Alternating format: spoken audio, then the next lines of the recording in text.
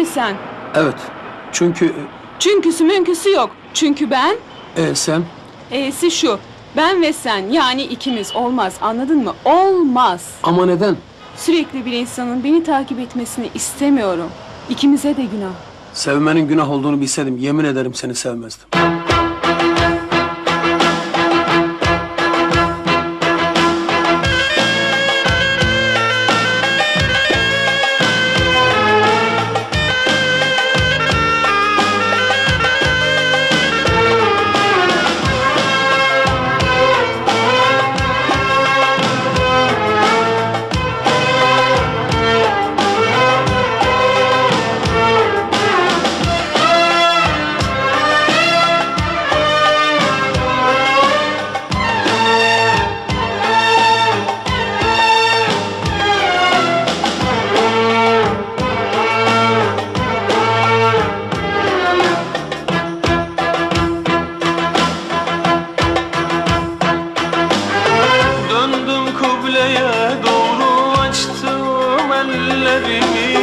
Yalvardım Allah'ıma duysun diye beni.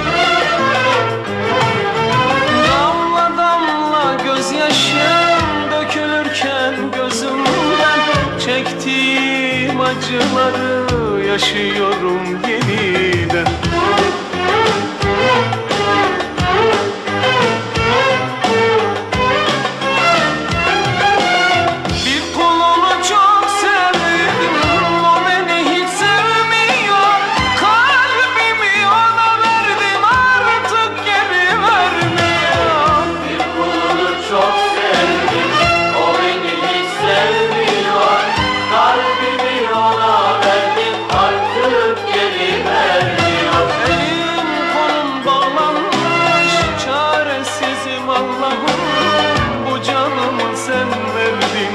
Benden almak istiyor. Bu canımı sen verdin, benden almak istiyor.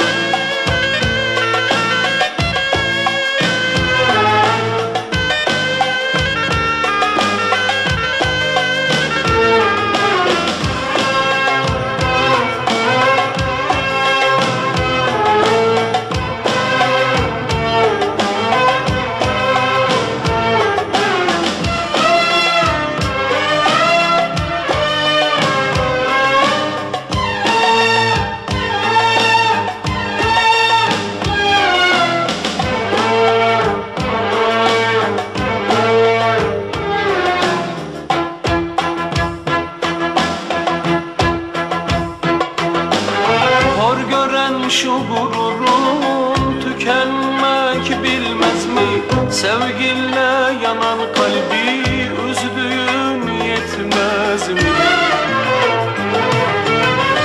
İyi niyet uğruna yaşıyorsak dünyada, seven garip olsa da sevilmeye değmez mi?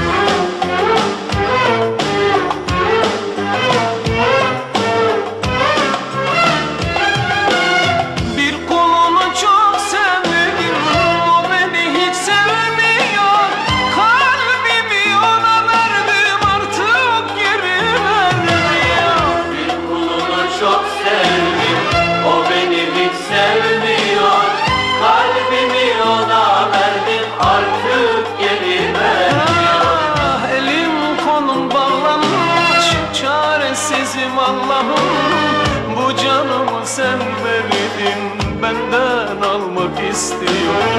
Bu canımı sen verdin, benden almak istiyor.